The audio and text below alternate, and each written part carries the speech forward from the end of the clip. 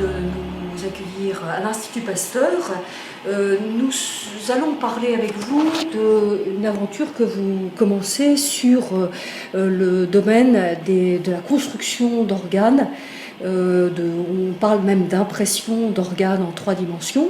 Et vous avez fondé pour ça la structure, l'association Cell Space. Alors, c'est important de savoir quelle est votre motivation, qu'est-ce qui fait que vous avez le souhait de fédérer des équipes, de mobiliser les acteurs publics et privés pour cette bioconstruction de tissus et d'organes.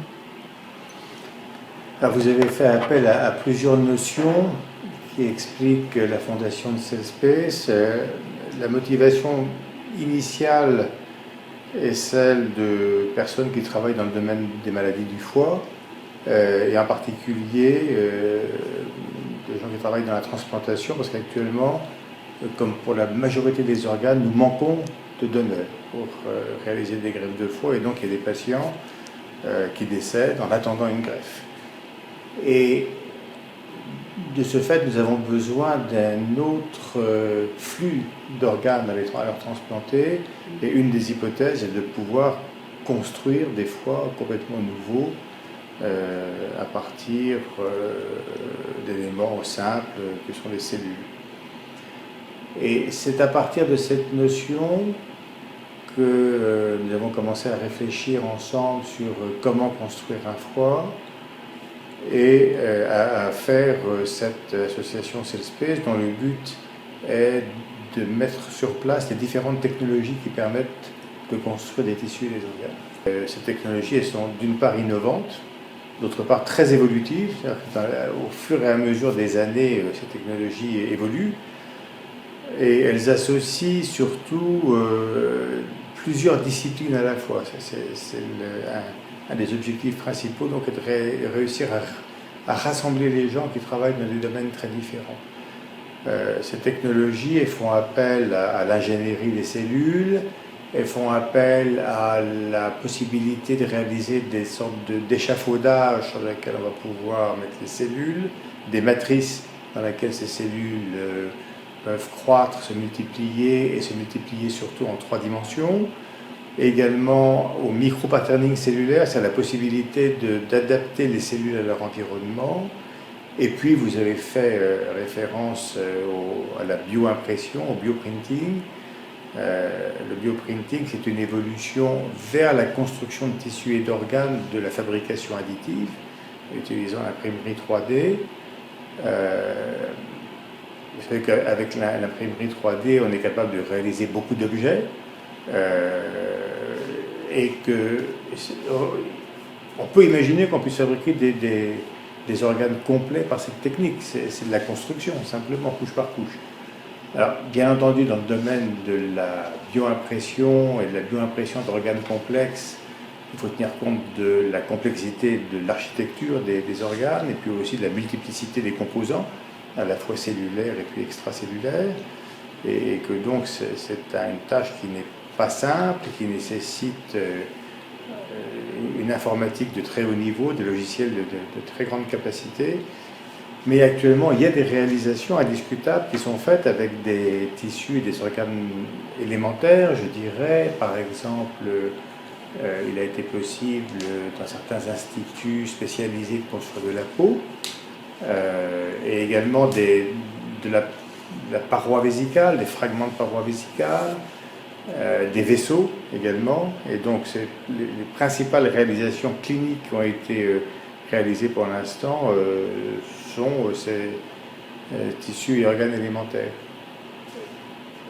On peut aussi fabriquer déjà, pas du foie, mais des organoïdes de foie, c'est-à-dire des petits morceaux de foie qui ne peuvent pas servir pour l'application en clinique humaine, mais qui peuvent servir pour l'industrie pharmaceutique, en particulier pour la toxicologie in vitro. Alors, au lieu d'utiliser des modèles animaux, on prend ces organoïdes de foie pour tester la toxicité des médicaments, par exemple.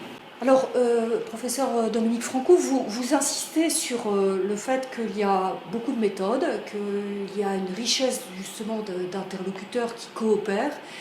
En 2013, les travaux de l'équipe du professeur Takebe au Japon a montré, a vraiment permis de faire une percée. Est-ce que vous pouvez nous expliquer ce qu'il s'est passé et ce qu'on peut en attendre de cette réalisation? Oui, on peut dire que les travaux de Takebe ont été très particuliers, très innovants, puisqu'ils permettent de reproduire in vitro, c'est-à-dire dans un bocal, dans une boîte de pétri, ce qui se passe chez l'embryon.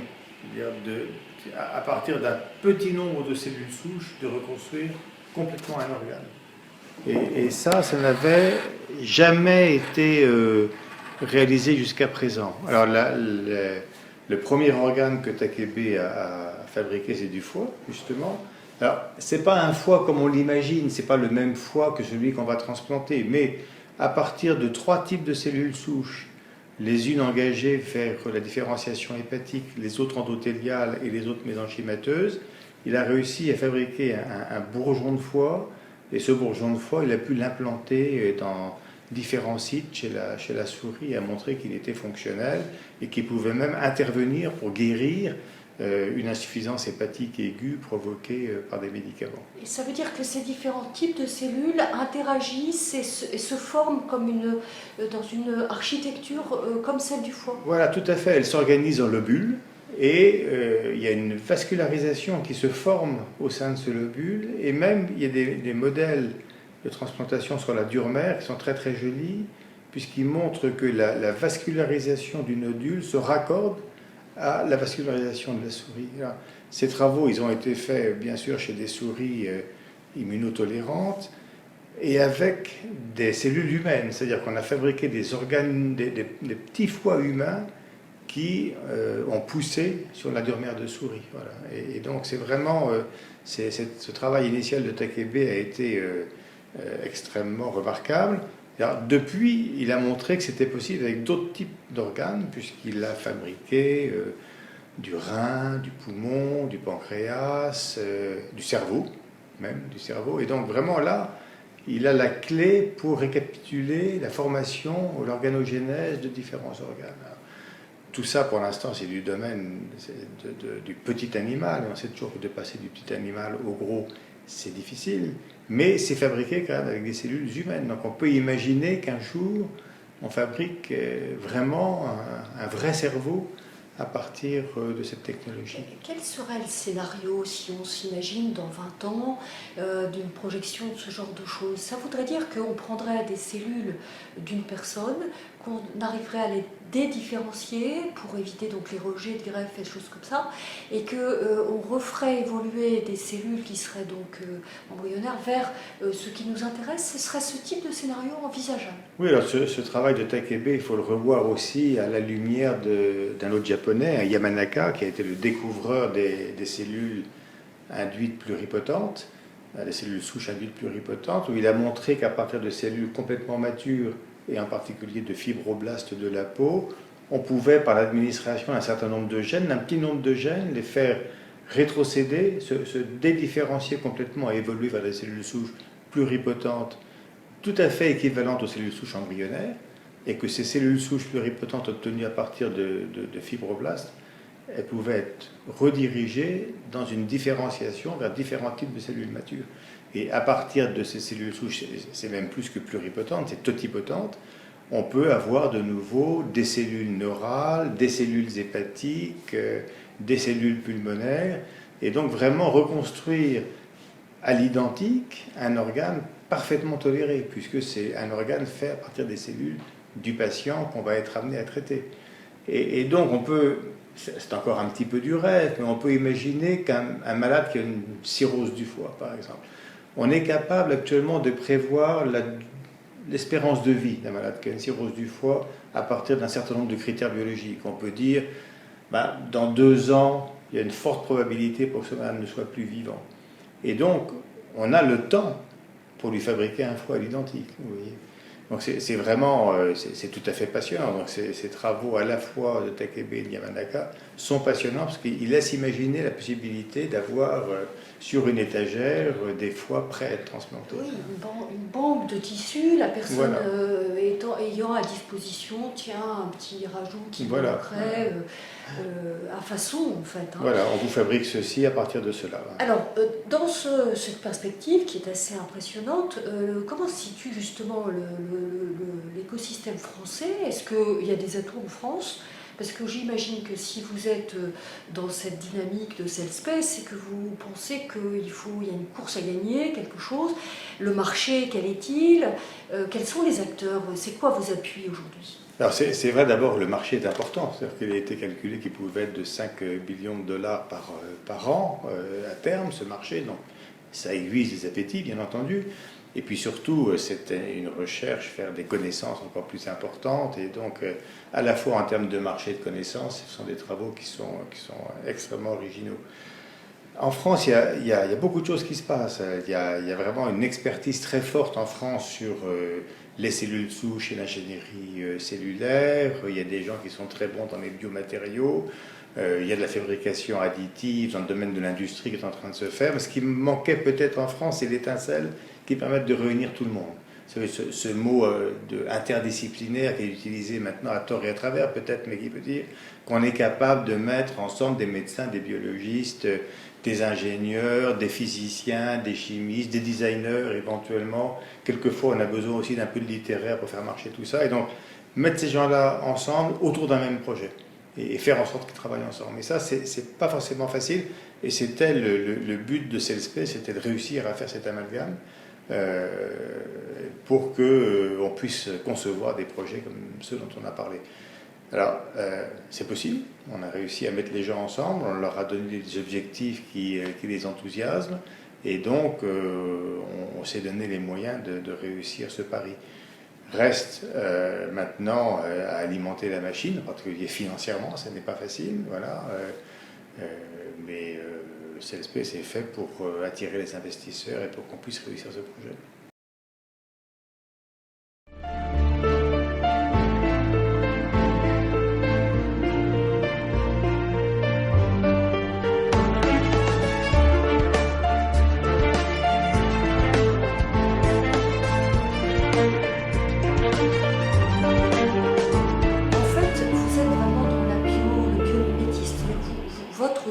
Pour faire ce genre de reconstruction, c'est d'imiter, le principe c'est d'imiter l'existant.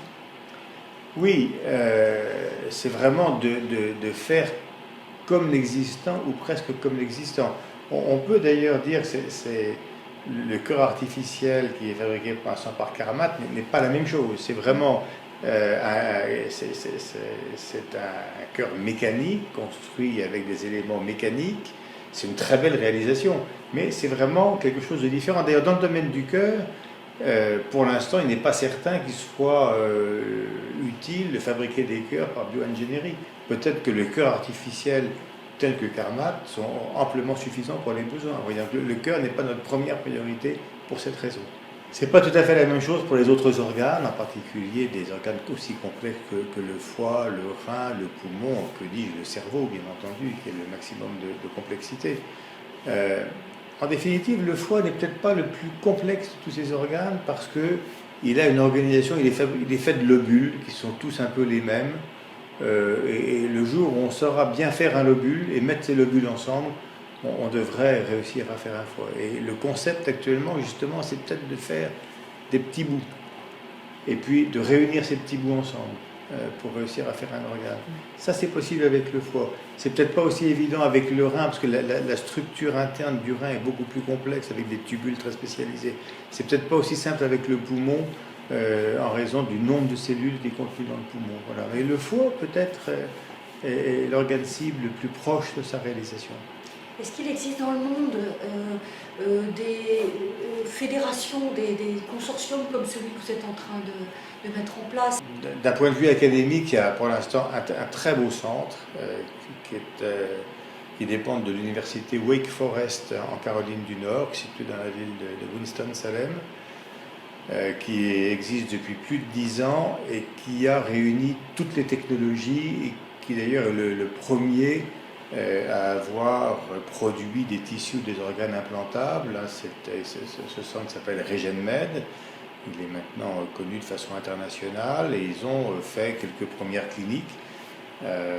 L'une d'entre elles d'ailleurs étant assez intéressante parce que c'est les premiers qui ont réussi à fabriquer des vagins, c'est assez simple en définitive, et à les implanter chez des petites filles qui avaient une agénésie vaginale à la naissance.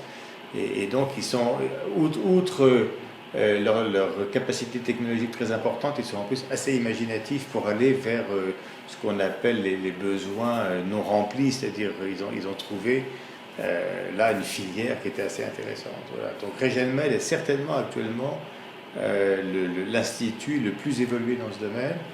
Et puis il y a aux États-Unis pas mal d'endroits où les gens travaillent de façon très évoluée sur ces modèles. En particulier à Boston, il y a le Massachusetts Institute of Technology, le MIT, qui investit beaucoup dans ce domaine. Et puis il y a d'autres endroits encore aux États-Unis. Puis il y a aussi en Europe quelques centres moins évolués, mais qui commencent à travailler sur le sujet, en Irlande, en Allemagne, et puis en Asie, il y a beaucoup de choses qui se passent. Il y a un très très gros projet chinois à Shanghai, d'un énorme institut de construction d'organes aussi. Je n'en connais pas toutes les finesses, mais ils ont mis beaucoup d'argent dans ce projet qui va certainement être performant. Voilà, puis il y a aussi de l'industrie qui investit dans le domaine. Il y a quelques PME aux États-Unis qui travaillent beaucoup. Il y en a une à San Diego qui s'appelle Organovo, qui est la première à utiliser, elle ne vend pas de tissus ou des organes, mais elle utilise de la peau et des organoïdes de foie pour faire de la cosmétologie ou de la toxicologie in vitro. Et donc elle vend des services à des compagnies comme L'Oréal, d'ailleurs pour la peau, et comme, je me souviens bien, Merck, comme une grande industrie pharmaceutique, et donc elle commence à vivre de ces services qu'elle vend à des compagnies. Et puis il y a plein de petites PME extrêmement innovantes aux États-Unis, ça fourmille, qui fabrique des organes on-chip, c'est-à-dire ces petits organes dans des boîtes de plastique, des bio-imprimantes extrêmement innovantes. Donc on sent là-bas qu'il y a un réseau industriel qui est en train de se développer. C'est moins important en France, néanmoins on a une petite entreprise dans le domaine de la bioimpression qui est Poietis à Bordeaux, qui a innové en développant une technique de bioimpression en utilisant un rayon laser pour détacher la cellule qu'on doit bioimprimer et qui permet de faire cette bioimpression sans léser la cellule qu'on va mettre en place. Et ça, c'est un point important parce que dans les têtes d'impression habituelles, il y a souvent une pression à l'extrémité de la tête pour injecter la cellule qui altère éventuellement ses fonctions ou sa survie. Donc il y a quand même en France des petites choses qui se passent avec de l'innovation assez intéressante. Et dans cette communauté de pionniers, est-ce que vous voyez des figures de ceux qui rêvent, de ceux qui pensent à un homme augmenté qui pourrait améliorer son corps, avoir des fonctions rajoutées? Est-ce que vous avez même peut-être dans votre environnement des designers, des artistes qui disent bah oui, moi je rajouterais bien ça, et pourquoi pas? Et comment vous recevez ce type de perspective? Alors, il y a des différents types de réponses. Je vais répondre à la troisième question qui me paraît importante. C'est qu'on a besoin, comme je vous ai dit, dans l'interdisciplinarité de tout le monde. Et je crois que les designers, c'est très très important parce qu'ils ont des idées complètement différentes des nôtres. Et donc vraiment, un de nos objectifs, c'est d'en incorporer maintenant dans l'équipe. Concernant le début de la question, vous savez qu'actuellement, c'est un des grands sujets de discussion à travers le monde, le transhumanisme. J'ai entendu encore aujourd'hui à la radio quelqu'un qui disait qu'à la fin de ce siècle, les gens pourraient peut-être vivre 1000 ans. Il y a des industriels chinois qui investissent dans ce domaine de façon massive. Vous savez, Google a aussi imaginé qu'on allait pouvoir améliorer suffisamment l'homme pour vivre plusieurs siècles. Donc, il y a des choses qui se passent. Moi, je crois qu'à notre échelle, je ne suis pas aussi c'est même pas optimiste, mais je crois qu'il faut vraiment se fixer un certain nombre de pas à franchir, et ces pas serviront à essayer d'améliorer le sort de l'homme. Est-ce que le faire vivre des siècles améliore forcément le sort de l'homme? Ça, je crois que c'est vraiment, on est dans la philosophie, c'est difficile de le dire.